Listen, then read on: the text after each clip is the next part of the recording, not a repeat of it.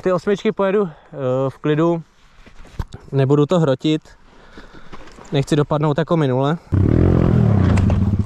A je tam.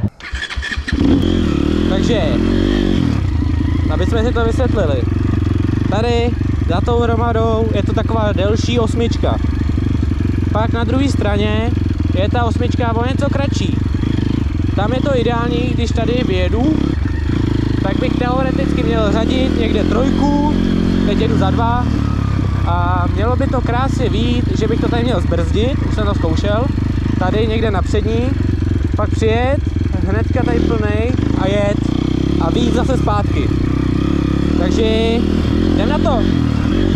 Zkusil bych to klidně i ve stupačkách, dáme si to nejdřív na pomalo ve stupačkách, žádných sesedání, jenom čistě ovládání motorky, abyste měli představu, jak ta motorka je postavená na to, že se dá na ní jezdit, jo? Takže ve stupačkách to začneme teď.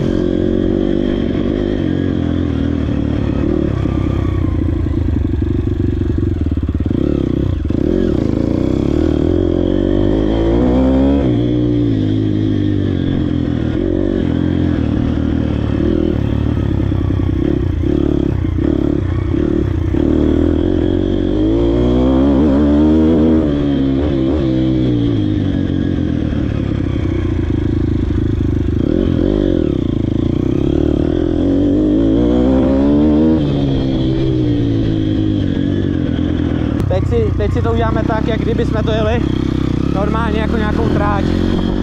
Takže v sedě. Část v sedě, část ve stoje. Tady zastavíme hezky podél nohy.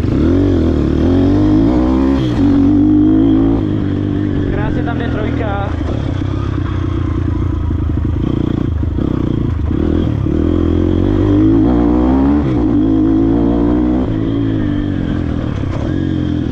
Zase ve stoje podřazu.